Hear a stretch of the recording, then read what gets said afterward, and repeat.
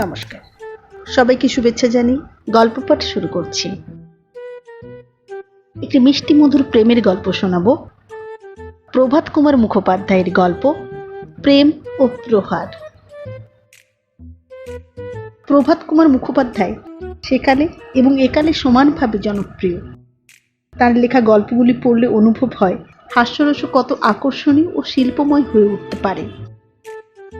শুনে দেখুন প্রেম ও দাম্পত্য কলহের এই মিষ্টি মধুর গল্পটি। সঙ্গে থাকুন। ভালো লাগলে চ্যানেলটি সাবস্ক্রাইব করুন, লাইক করুন, শেয়ার করুন।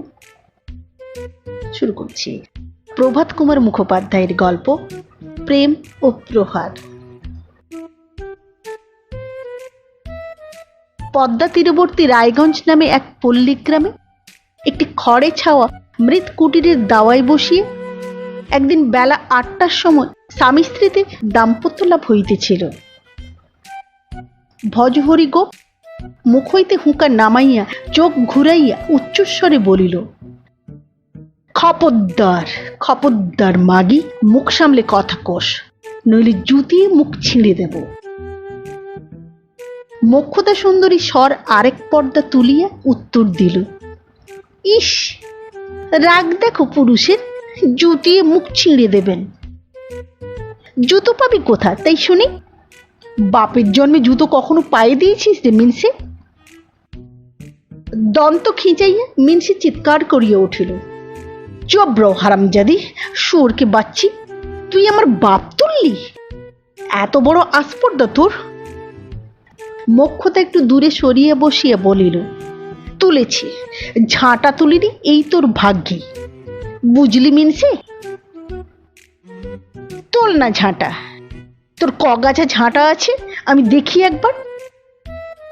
ঘুঁটে কুড়ুনির বেটিকে বিয়ে করে এনে রাজার হালে রেখেছি, তুই আমায় ঝাঁটা দেখাবি বই কি? হায় রে, নইলে আর কলিকাল বলেছে কেন? মোক্ষদা হাত উল্টাইয়ে ব্যঙ্গ ভরে বলিল, মরি মরি মা মশারি ছিঁড়ে, কি আমার রাজার হালে রেখেছেন গো?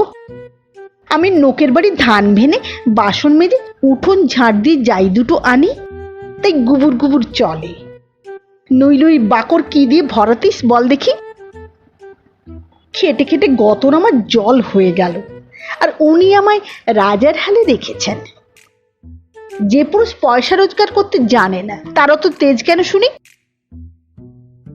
ভজহরি বলিল, না, আমি কি আর পয়সা রোজগার করতে জানি? যত জানিস তুই। আমি গেল বছর শ্যামপুরে বাবুদের বাড়ি খানসামাগিরি করতে যাইনি? আমার খোরাক পোশাক ৫ টাকা মাইনে হয়নি? তখন কেঁদে কেটে অনর্থ করেছিলি কেন?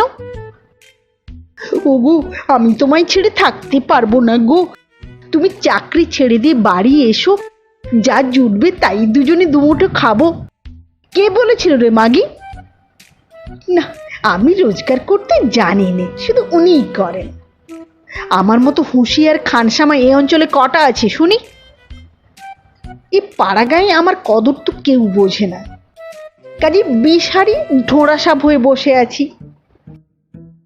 বলিয়া ভজহরি কয়েক টান তামাক টানিয়ে আবার আরম্ভ করিল, আর তাও বলি, বাড়িতে কি আমি বসেই থাকি? তুই খাটিস আর আমি খাটিনি? তুই দুটো খুঁতকুড়ো যা হয় নিয়ে আসিস বটে, কিন্তু আমি মাছ ধরে না আনলে খেতিস কি দিয়ে বল দেখি? এদিকে মাছ না হলে নোলা যে একেবারে খাবি খায়, একটি গেরাস ভাত মুখে ওঠে না বাবু। আমি মাছ ধরে না আনলে খেতিস কি দিয়ে বল দেখি? মনে করি খোঁটা দেব না, তা তোর স্বভাবের গুণে দিতে হয়। বলিয়া ভজহরি ভুরুক ভুরুক করিয়া আবার তামাক টানিতে লাগিল। মোক্ষদা দেয়ালের কাছে সরিয়ে বসিয়ে পা দুইটা ছড়াইয়া দিয়া নিজ হাঁটু দুইটিতে সকরুণ ভাবে হাত বুলাইতে বুলাইতে বলিতে লাগিল, ন্যাকামিন সে ন্যাকামি দেখে আর বাঁচিলে। ভারী খোঁটার কাজ করেছেন কি না? মাছ ধরে আনেন, তাতেই তো সংসারের সকল দুঃখই ঘুচে গেল। কাল থেকে আমার শরীরটা খারাপ, গায়ে গতরের ব্যথায় মরে যাচ্ছি। বললাম মুখুজ্জিদের বাসন কখানা মেজে দিয়ে আয় তো, তাতে অমনি বাবুর অপমান হলো। আমি পুরুষ মানুষ হয়ে বাসন মাজবো? আমি বললাম, যে পয়সা রোজগার করতে পারে না সে আবার পুরুষ মানুষ কিসের? এই এই তো বলেছি। এতেই অমনি জুতিয়ে আমার মুখ ছিঁড়ে দিতে এলেন। এমন নোকের হাতেও আমি পড়েছিলাম। মা মা মাগো, উঠতে বসতে আমায় নাতি ঝাঁটা মারে বলিয়া মোক্ষদা চক্ষে অঞ্চল দিয়া কাঁদিতে আরম্ভ করিল। ভজহরি তামাক খাইতে খাইতে স্ত্রীর পানে আর চোখে চাহিতে লাগিল। স্ত্রীর আঁখি জলে তাহার পৌরষ গর্ব টলমল করিতে লাগিল, বুঝিবা ভাসিয়েই যায়। কান্না থামে না দেখিয়ে বলিল, অত কান্না হচ্ছে কিসের জন্য শুনি? তোকে মারিয়েও নি, কিছুই করিনি, দুটো মুখের কথা বলেছি বই তো নয়। যাচ্ছি, না হয় বাসনগুলো মেজে দিয়ে আসছি। আর কাঁদতে হবে না, ওঠ ওঠ, যাচ্ছি আমি। হুঁকা দ্বারের কোণে ঠেকাইয়া রাখিয়া ভজহরি কাছে গিয়া স্ত্রীর মুখ হইতে তাহার হস্ত ও অঞ্চল অপসারিত করিয়া লইয়া নিজ কোঁচার খুঁটে তাহার চক্ষু মুছাইয়া দিল। মিষ্ট কথায় তাহাকে সান্ত্বনা করিয়া মুখুজ্জে বাড়ি যাইবার জন্য প্রস্তুত হইল। মোক্ষদা তখন বলিল, থাক থাক, তোমায় আর যেতে হবে না, আমি গিয়ে বাসন কখানা মেজে দিয়ে আসছি। যতক্ষণ শরীরে শক্তি আছে ততক্ষণ করি, তারপর যা হয় হবে। ভজহরি বলিল, তোর গায়ে গতরে ব্যথা, নাই বা গেলি তুই, আমিই যাচ্ছি। বস বস, তুই এই রোদ্দুরে পেট দিয়ে একটু শুয়ে থাক। বাসন মেজে দিয়ে গিন্নিমার কাছ থেকে আমি বরঞ্চ একটু তারপিন তেল চেয়ে আনবো, তোকে বেশ করে মালিশ করে দেব, ব্যথাটা অনেক কমবে তাহলে। স্বামী স্ত্রীতে এইরূপ কলহ নিত্যই চলিত। মাঝে মাঝে কিলটা চটটা চাপড়টাও যে না চলিত এমন নয়। দম্পতির কলহ অবশেষে লঘুক্রিয়াতেই পরিণত হইত বটে। বর্ণিত ঘটনার দিন 15 পরে একদিন উভয়ের কলহ একটু সাংঘাতিক আকার ধারণ করিল এবং পূর্ববারের ন্যায় লঘুক্রিয়ায় পরিণত হইল না। মোক্ষদা দুঃখ ধান্দা করিয়া 2-4 পয়সা যাহা আনিত তাহা হইতেই বাঁচাইয়া কিছু সঞ্চয় করিবার চেষ্টা করিত। সেই সঞ্চিত অর্থ কোথায় লুকানো থাকিত তাহা ভজহরির অজ্ঞাত ছিল না। একদিন স্ত্রীর অনুপস্থিতিকালে সে সেই গোপনীয় স্থান হইতে অর্থ অপহরণ করিয়া ছিপে লাগাইবার জন্য একটি পিতলের হুইল কিনিবার অভিপ্রায় 2 ক্রোশ দূরবর্তী শহরে চলিয়া গেল। হুইল কিনিয়া সন্ধ্যার সময় বাড়ি ফিরিয়া পুকুর ঘাটে গিয়ে হাত পা ধুইয়া আসিয়া এক ছিলেন তামাক সাজিয়া ভজহরি পথশ্রম অপনোদন করিতেছিল। এমন সময় মোক্ষদা দত্তদের গোয়াল সাঁজাল দিয়া বাড়ি ফিরিয়া আসিল। টাকা চুরি গিয়াছে, ইহা সে পূর্বেই জানিতে পারিয়াছিল এবং সন্দেহ ঠিক লোককেই করিয়াছিল। ফিরিয়া কুলঙ্গির উপরে সেই নূতন চকচকে হুইলটি দেখিবা মাত্র মোক্ষদার মুখ আগ্নেয়গিরির ন্যায় বচনাগ্নি উদ্গীরণ আরম্ভ করিল। অপরপক্ষ নীরব রহিল না। অবশেষে রাগের বশে ভজহরি তাহার হুঁকা হইতে জ্বলন্ত কলিকা খুলিয়া লইয়া মোক্ষদার মুখ লক্ষ্য করিয়া ছুঁড়িয়া মারিল। আগুন মোক্ষদার মুখ দগ্ধ করিতে অসমর্থ হইল বটে, কিন্তু তাহার বস্ত্র ও গায়ে ছড়াইয়া পড়িল। আগুন ঝাড়িয়া ফেলিয়া মোক্ষদা উন্মাদিনীর ন্যায় ছুটিয়া আসি ভজহরির হাত হইতে তাহার হুঁকাটা কাড়িয়া লইয়া তদ্বারা সজোরে তাহার মস্তকে প্রহার করিল। হুঁকার খোলটা চুরমার হইয়া গেল, জাট মোক্ষদার হাতেই রহিল। বাবা গো বলিয়া ভজহরি মাথায় হাত দিয়া সেইখানেই বসিয়া পড়িল। তখন সেই জাট দিয়া মোক্ষদা তাহার পিঠে পটাপট ঘা কতক বসাইয়া দিয়া একটু সরিয়া চালের খুঁটি ধরিয়া দাঁড়াইয়া হাঁপাইতে লাগিল। এইবার ভজহরি কিভাবে তাহাকে আক্রমণ করিবে এবং ওই আক্রমণ কি উপায়ে সে ব্যর্থ করিতে পারিবে ইহাই অবধারণের জন্য সে সতর্ক হইয়া রহিল। ভজহরি কিন্তু তাহাকে আক্রমণ করিল না। উভয় হস্তে মাথাটি চাপিয়া ধরিয়া হু হু হু হু হু করিতে করিতে সে উঠিয়া দাঁড়াইল। ধীরে ধীরে দাওয়া হইতে উঠানে নামিল। কিয়দ্দূর অগ্রসর হইয়া ফিরিয়া দাঁড়াইয়া বলিল, দাঁড়া শালি হরমজাদি, দাঁড়া দাঁড়া শালি হরমজাদি, তুই আমার মাথা পাঠিয়ে দিয়েছিস। আমি চললাম থানায় নালিশ করতে। 3টি বছর তোকে যদি আমি জেল না খাটাই তো আমি গয়লার ছেলেই নই, বলিয়া সে বাহির হইয়া গেল। আমি চললাম থানায় নালিশ করতে। ভজহরি চলিয়া গেল। মোক্ষদা কিছুক্ষণ পূর্ববৎ দাঁড়াইয়া হাঁপাইতে লাগিল। ক্রমে তাহার শ্বাসযন্ত্র সুস্থ হইলে ধীরে ধীরে সেইখানেই বসিয়া পড়িল। বসিয়া ভাবিতে লাগিল, সত্যিই মিনসের মাথা ফেটেছে নাকি? খোকর খোলের গায়ে কখনো মাথা ফাটে? পশুর মিনসের ঢং, কিন্তু গেল কোথায়? সত্যি কি থানায় গেল নাকি? থানায় আর যেতে হয় না, থানা প্রায় এখান থেকে 2 ক্রোশ দূর। এই রাত্রিরে সে আবার থানায় যাবে। তুমিও যেমন, দেখো না এক্ষুনি ফিরে আসবে বোধ হয়, বলিয়া আপন মনে বিড়বিড় করিতে লাগিল। মনকে এই প্রকারে প্রবোধ দিয়া মোক্ষদা গৃহকার্যে আত্মনিয়োগ করিল। কাজ করে আর বাহিরে চাহিয়া চাহিয়া দেখে স্বামী ফিরিল কিনা। কাজ শেষ হইয়া গেল। জ্যোৎস্না ভরা উঠানের পানে চাহিয়া মোক্ষদা চুপ করিয়া রোয়াকে বসিয়া রহিল।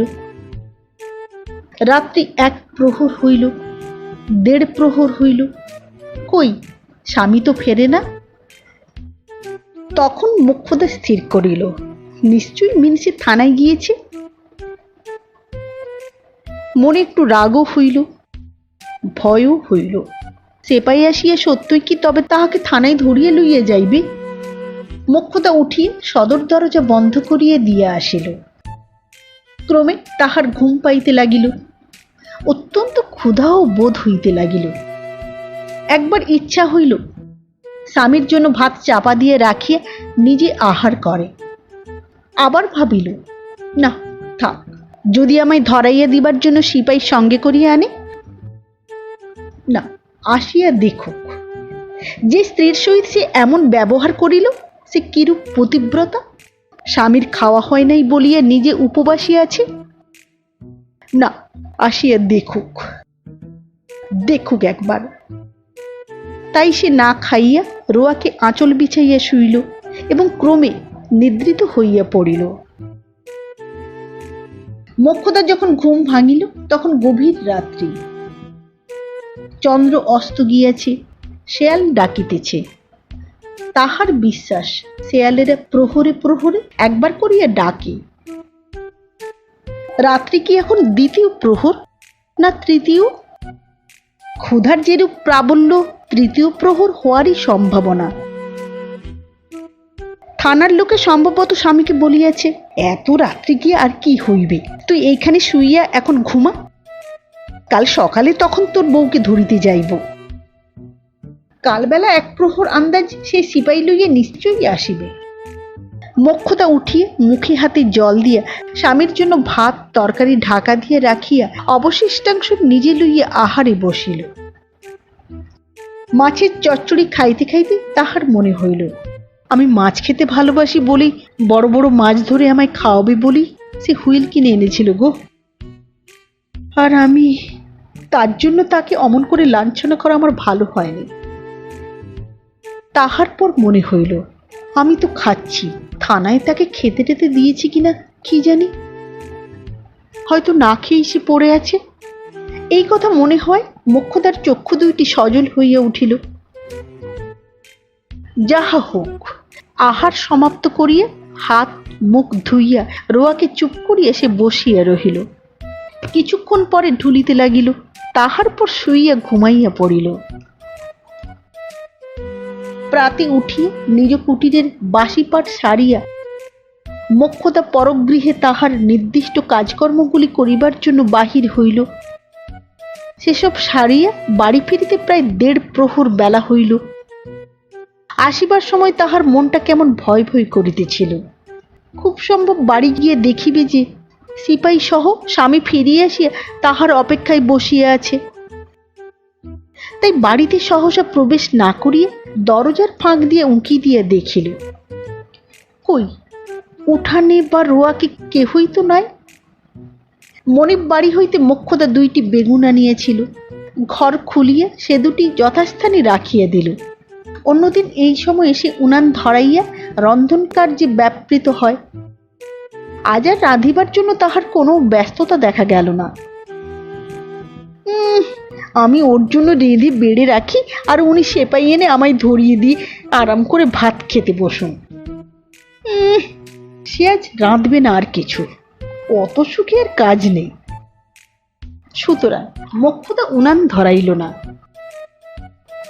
বেলা ক্রমে 2 প্রহর হইল, 2.5 প্রহর হইল, না স্বামী না সেপাই, কই কেহই তো আসে না। এখন মোক্ষদার মনে হইল, তবে কি সে থানায় যায় নাই? থানায় যদি না গেল তবে গেল কোথায়? বিভাগী হইয়া কোনো দিকে চলিয়া গেল নাকি? যদি আর ফিরিয়ে না আসে। এইসব ভাবনা চিন্তায় দিবা অবসান হইল। এতক্ষণ পর্যন্ত মোক্ষদা কিছুই খায় নাই। স্বামীর জন্য গত রাত্রে যে ভাত ঢাকা দিয়ে রাখিয়াছিল তাহাই বাহির করিয়া খাইতে বসিল। ভাবিল, স্বামী যদি আসে তাহাকে 4টি গরম গরম ভাত রাঁধিয়া দেবে। ভাত রাঁধিতে হইল না, স্বামী ফিরিল না। কাঁদিয়া কাটিয়া মোক্ষদা শেষে ঘুমাইয়া পড়িল। স্বামী ফিরিল না। পরদিন প্রাতে উঠিয়া মোক্ষদা ভাবিল, না এ কোনো কাজের কথা নয়। থানায় গিয়ে খবর নিতে হচ্ছে, সেখানে সে আমার নামে নালিশ করতে গিয়েছিল কিনা। তখনই ঘর দ্বার বন্ধ করিয়া কিছু পয়সা আঁচলে বাঁধিয়া থানা অভিমুখে যাত্রা করিল। থানায় গিয়ে শুনিল, কোন গ্রামের কোন গোয়ালা সে পর্যন্ত নিজ স্ত্রীর নামে নালিশ করিতে আসে নাই। মোক্ষদা কাতর স্বরে বলিল, তবে তবে দারোগাবাবু, আমার স্বামী গেল কোথায়? কবে এবং কি অবস্থায় তাহার স্বামী অন্তর্ধান করিয়াছে সমস্ত মোক্ষদার মুখে শুনিয়া দারোগাবাবু হুকুম দিলেন, ওরে ওরে সেই কাপড়ের পুটলিটা মালখানা থেকে বের করত। পুটলি খোলা হইলে দারোগা জিজ্ঞাসা করিলেন, এ ধুতি এ গামছা তুই চিনিস? মোক্ষদা শঙ্কিত হইয়া বলিল, এ তো তারই ধুতি, তারই গামছা। তবে সে কোথায় গেল দারোগা মশাই? দারোগা জানাইলেন, গতকাল রাতে একজন মাঝি আসিয়া এই ধুতি গামছা দিয়ে গিয়েছে এবং এজাহার করিয়াছে যে রায়গঞ্জের ঘাটে নৌকা বাঁধিয়া সে রান্নার জোগাড় করিতেছিল।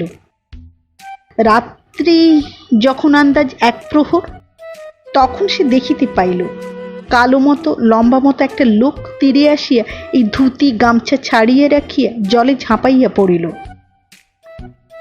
লোকটা হয়তো আত্মহত্যা করিবার জন্যই ওরূপ করিয়াছে। ইহা বিবেচনা করিয়া মাঝি নৌকা খুলি জলে জলে ঘুরিয়া ফিরিয়া তাহার অনেক অনুসন্ধান করিল, কিন্তু কোথাও তাহাকে ভাসিয়া উঠিতে দেখিল না। তখন সেই ধুতি গামছা সে নৌকায় তুলিয়া রাখিয়াছিল। ইহা শুনিয়া মোক্ষদা মূর্ছিত হইয়া সেখানে পড়িয়া গেল। দারোগাবাবু অনেক যত্নে ও চেষ্টায় তাহার চৈতন্য সম্পাদন করাইয়া ধৃতকের নাম ধাম, বয়স, পেশা, আত্মহত্যা করিবার কারণ প্রভৃতি জানিয়া লইয়া তাহা ডায়েরিভুক্ত করিয়া মোক্ষদাকে গৃহে ফিরিয়া যাইতে উপদেশ দিলেন। কোনো মতে স্বামীর শ্রাদ্ধ শান্তি সারিয়া মোক্ষদা ভগ্নকুটিরেই বাস করিতে লাগিল। কোনো কাজকর্ম করিতে ইচ্ছা হয় না, কেবল বসিয়া বসিয়া কাঁদিতে ইচ্ছা হয়। কিন্তু পেট বড় শত্রু। আবার দুঃখ ধান্দা করিতে মোক্ষদাকে বাহির হইতে হইল।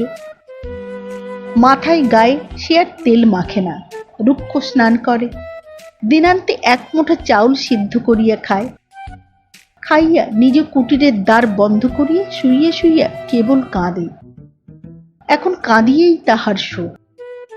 কিন্তু গ্রামের দুষ্টু লোকে তাহার এ সুখেও বাদ সাধিল। মোক্ষদার বয়স এখনো 30 বৎসরেরই নিম্নে, একাকিনী বাস করে।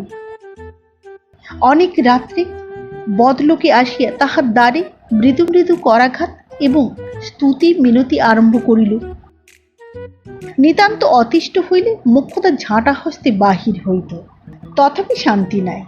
ক্রমে সে উদ্বাস্তু হইয়া উঠিল। এমন সময় একদিন ওপাড়ার কামারদের বিধবা বউ নিস্তারিণী কলিকাতা হইতে গ্রামে ফিরিয়া আসিল। সে কলিকাতায় কোনো বাবুদের বাড়ি ঝিগিরি চাকরি করে। বোনপোর বিবাহ উপলক্ষে 1 মাসের ছুটি লইয়া বাড়ি আসিয়াছে।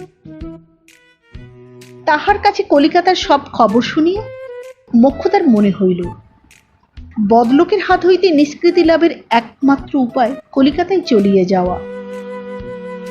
নিস্তারিণী তাহাকে ভরসা দিল, একটি ভালো গৃহস্থ দেখিয়ে সেখানে মোক্ষদাকে নিযুক্ত করিয়া দেবে। কোনো কষ্ট হইবে না, সুখে স্বচ্ছন্দে থাকিতে পারিবে। মোক্ষদা বলিল, কিন্তু দিদি, যে ভয়ে গা ছাড়লাম সেখানেও যদি সেই ভয় থাকে, কলকাতার লোকেরাই কি আর ধর্মপুত্র যুধিষ্ঠির? নিস্তারিণী বলিল, সব রকম লোকই আছে, তা তোকে এমন ভদ্র গৃহস্থের বাড়ি রাখিয়ে দেব যেখানে সেসব আদব বালাই থাকবে না।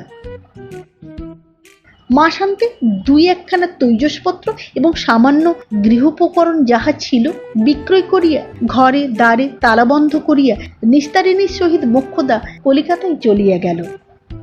নিস্তারিণী যে বাড়িতে চাকরি করিত সে বাড়িতে অপর জীব প্রয়োজন না থাকায় মোক্ষদার জন্য সে একজন ভদ্র গৃহস্থ পরিবারের সন্ধানে রহিল। কয়েকদিন অন্বেষণের পর ঐরূপ একটি গৃহস্থের সন্ধান পাইল। শ্যামবাজারে রায়দয়াল মিত্র মহাশয়ের বাড়িতে একজন ঝির প্রয়োজন। মিত্র মহাশয় হাইকোর্টের একজন প্রবীণ উকিল। তাহার পুত্রগণ সকলেই উচ্চ শিক্ষিত এবং সচ্চরিত্র বলিয়া পাড়ায় খ্যাতি আছে। নিস্তারিণী সেই বাড়িতে মোক্ষদাকে লইয়া গেল। রামদয়াল বাবুর গৃহিণী মোক্ষদাকে অল্প বয়স্কা এবং সুশ্রী দেখিয়া প্রথমে একটু আপত্তি করিয়াছিলেন। পরে যখন তাহার বৈধব্যের ইতিহাস এবং গ্রাম ত্যাগের প্রকৃত কারণটা শুনিলেন তখন সম্মত হইলেন। বাড়িতে আরো 2 জন ঝি ছিল। তন্মধ্যে একটিকে বড় বধূমাতার শিশু সন্তানগুলির লালন পালনের ভার দিয়ে মোক্ষদাকে তাহার স্থানে নিযুক্ত করিলেন। খোরপোশ, বেতন 4 টাকা। রামদয়াল বাবুর গৃহিণী বুদ্ধিমতী, মিষ্টভাষিণী এবং দয়া মায়া প্রভৃতি সদ্গুণাবলীর অধিকারিণী। তাহার সংসারে আশ্রয় পাইয়া কোনো বিষয়ে মোক্ষদার কোনো অসুবিধাই রহিল না। নিজ গ্রামে থাকিতে অন্ন বস্ত্র সংগ্রহের জন্য তাহাকে যে পরিমাণ কায়িক পরিশ্রম করিতে হইত, তাহার অপেক্ষা অনেক অল্প পরিশ্রমই তাহার গ্রাসাচ্ছাদন নির্বাহ হইতে লাগিল এবং মাসে মাসে তাহার বেতনের 4টি টাকা গৃহিণী ঠাকুরনীর নিকট জমা হইতে লাগিল। গৃহিণী দেখিলেন মোক্ষদা খুব পরিশ্রম করিতে পারে, মুখটি বুঝিয়ে আপন কাজকর্মগুলি করিয়া যায়। গোয়ালার মেয়ে হইলেও ভদ্রঘরের বিধবাদের মতোই নিষ্ঠার সহিত বৈধব্য আচার পালন করিয়া থাকে। তবে দোষের মধ্যে রাগটা একটু বেশি। অপর 2 জন ঝির সহিত মাঝে মাঝে সে কোন্দল করে। গৃহিণী তখন মধ্যস্থ করিয়া কাহাকেও বা মৃদু তিরস্কার করিয়া কাহাকেও বা মিষ্ট কথায় বুঝাইয়া মিটমাট করিয়া দেন। এইরূপে মোক্ষদা 3 বৎসর এই বাড়িতে চাকরি করিল। একবার তাহার ইচ্ছা হইত কিছুদিনের ছুটি লইয়া দিন কয়েকের জন্য নিজ গ্রামে ফিরিয়া যায়। তাহার ঘর দুয়ারের এখন কি অবস্থা তাহা দেখিয়া আসে। কিন্তু আবার মনে হইত আর সে শ্মশানে ফিরিয়ে গিয়ে লাভ কি? শ্রাবণ মাসে জ্বরে পড়িয়া মিত্র গৃহিণী কিছুদিন খুব ভুগিলেন। তাহার দেহ অত্যন্ত দুর্বল হইয়া গেল। দাঁড়াইলে মাথা ঘুরিয়ে বসিয়া পড়েন। তাই পূজার ছুটির সময় রামদয়াল বাবু সপরিবারে মধুপুরে গিয়া গৃহিণীকে 3 মাস বায়ু পরিবর্তন করাইবার জন্য প্রস্তুত হইলেন। তাহার এক অ্যাটর্নি বন্ধু কালীপদ বাবু সপরিবারে মধুপুর যাইতেছিলেন। সেখানে তাহার নিজ দুইখানি বাড়ি আছে, বাড়ি দুইখানি পাশাপাশি। তাহারই একখানা রামদয়াল বাবু ভাড়া লইলেন। রামদয়াল বাবুর মধ্যম পুত্র চারুভূষণ বাবু গ্রিনলে ফিওর কোম্পানির বাড়ি কেরিয়ারি কর্ম করেন। তাহার ছুটি অতি অল্প দিন মাত্র, তাই তিনি সপরিবারে বাড়িতেই থাকিবেন। অপর সকলে মধুপুরে যাইবেন স্থির হইল। ঝিয়েদের মধ্যে মোক্ষদা ও বিমলা মধুপুরে যাইবে, কামিনী কলিকাতায় থাকিবে। গাড়ি রিজার্ভ করা হইল। যথাদিনে রামদয়াল বাবু সপরিবারে যাত্রা করিয়া মধুপুরে পৌঁছিলেন। অ্যাটর্নি বাবুরা তখনও পৌঁছেন নাই। বাড়িতে পূজা টুজা সারিয়া তবে তাহারা বাহির হইবেন। কয়েকদিন মধুপুরে মোক্ষদার বেশ আনন্দেই কাটিয়া গেল। গৃহিণী যখন বিকালে পুত্রকন্যাগণ সহ বেড়াইতে বাহির হইতেন, মোক্ষদাও তাহার সহিত যাইত। 3 বৎসরকাল কলিকাতায় গৃহমধ্যে আবদ্ধ থাকিয়া তাহার প্রাণ হাঁপাইয়া উঠিয়াছিল। খোলা মাঠে বেড়াইতে পাইয়া মোক্ষদা বড় আরাম বোধ করিল।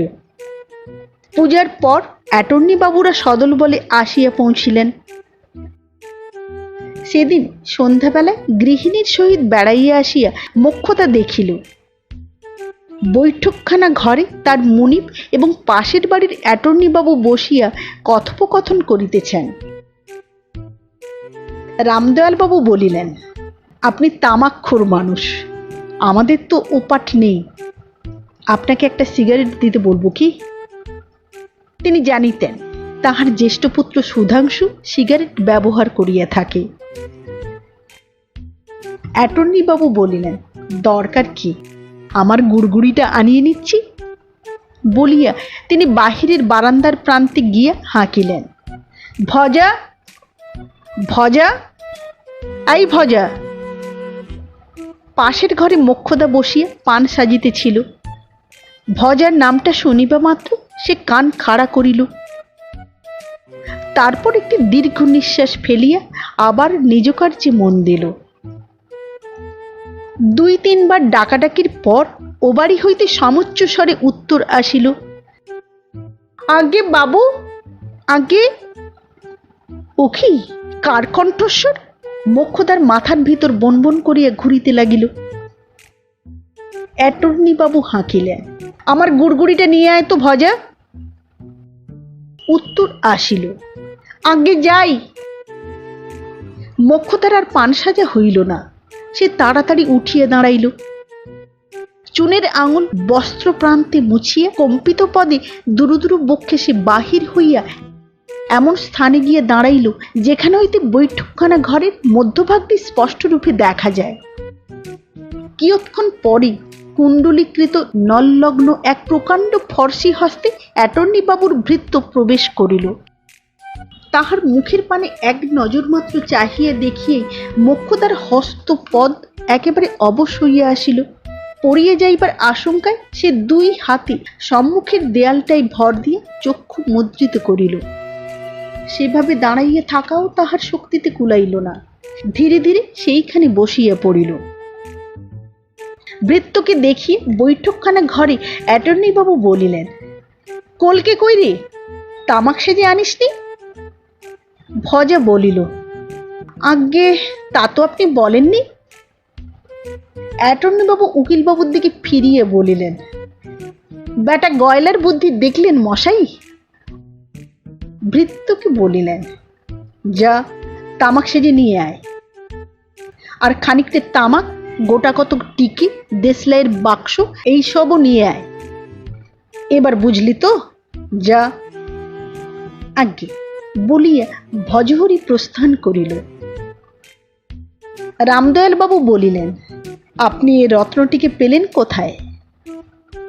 অ্যাটর্নি বাবু বলিলেন, সে মশাই এক মস্ত ইতিহাস, উপন্যাস বললেও চলে। কিরকম শুনি? অ্যাটর্নি বলিতে লাগিলেন, বছর 4 আগে ডিসপেপসিয়ার জন্য ডাক্তারেরা আমাকে দিন কত স্টিমারে বেড়াবার পরামর্শ দিয়েছিলেন না? 3 মাসের জন্য একটা স্টিম লঞ্চ ভাড়া করে পদ্মা নদীর উপর আমি ঘুরে ঘুরে বেড়াতাম। একদিন সন্ধ্যার পর ঘাট থেকে কিছু দূরে নোঙর ফেলে ডেকে বসে আমি তামাক খাচ্ছি। চাঁদ উঠেছে, জলের শোভা দেখছি।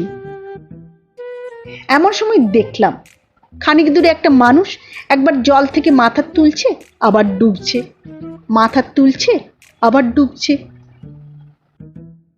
স্টিমারের 2জন খালাসিকে তখন বললাম, ওরে ওরে, একটা মানুষ বোধহয় ডুবে যাচ্ছে, দেখ দেখি যদি তোরা ওকে বাঁচাতে পারিস। তারা তক্ষুনি দড়ি বাঁধা 2টো লাইফ বেল্ট নিয়ে লাফিয়ে পড়ল। কাছাকাছি গিয়ে সেই বেল্ট 2টো ছুঁড়ে লোকটার কাছে ফেলে দিলে। একটা বেল্ট লোকটা ধরে ফেললে। তারপর খালাসিরা নানা রকম কৌশল করে তাকে স্টিমারে এনে তুললে। রাম রাম রাম, একেবারে উলঙ্গ ল্যাংটা মশাই। খালাসিরা তাকে একটা লুঙ্গি পরিয়ে দিলে। বেটা অনেক জল খেয়েছিল। আমার সঙ্গে ডাক্তারবাবু ছিলেন, তিনি ওকে বমি টুমি করালেন, ব্রান্ডি খাওয়ালেন। ক্রমে বেটা সুস্থ হয়ে উঠল। এই তিনিই হলো ওই ভজহরি। রামদয়াল বাবু জিজ্ঞাসা করিলেন, কি করে ডুবেছিল তা কিছু বললে?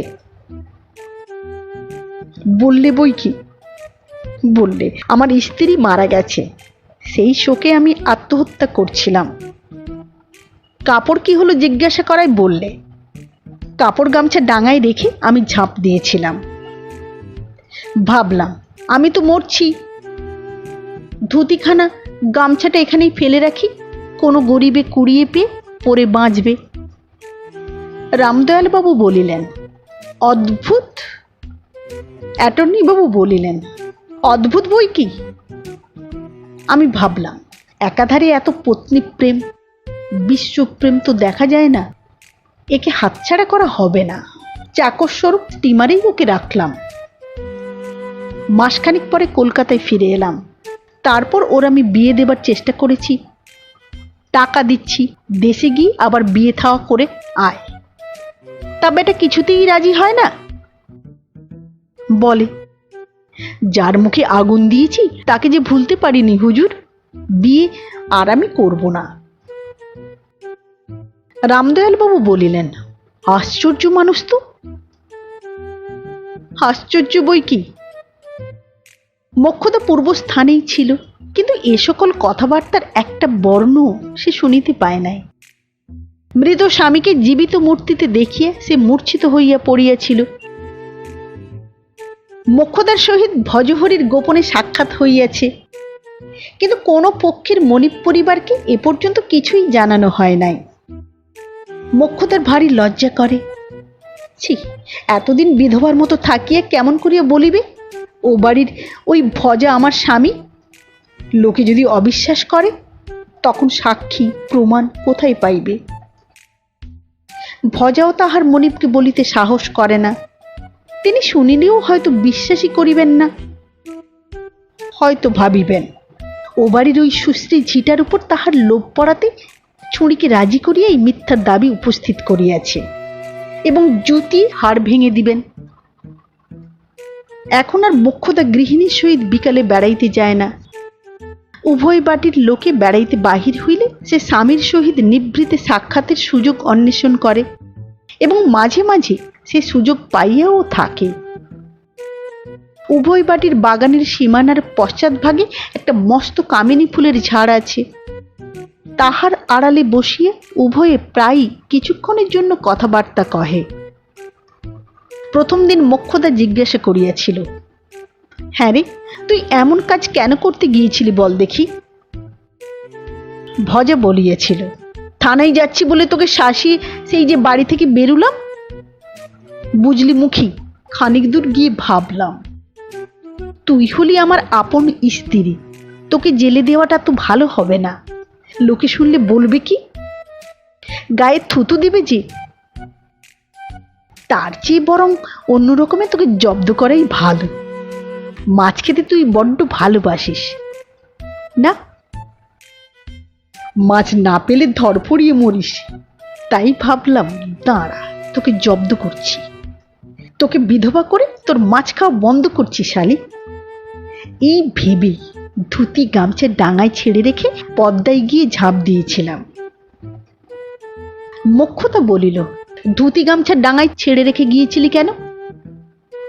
গাঁয়েরই ঘাট তো, সেই ধুতি গামছা ওখানে দেখে কেউ না কেউ চিনতে পারবেই। আমার নাচ যদি ভেসে নাও ওঠে, তাহলেও বোঝা যাবে যে জলে ডুবে আত্মহত্যা করেছি, তবে তো তোর মাছ খাওয়া বন্ধ হবে। মোক্ষদা বলিল, তোর কি বুদ্ধি রে? আচ্ছা, যখন দেখলি যে বেঁচে আছিস তখন বাড়ি এলি নে কেন?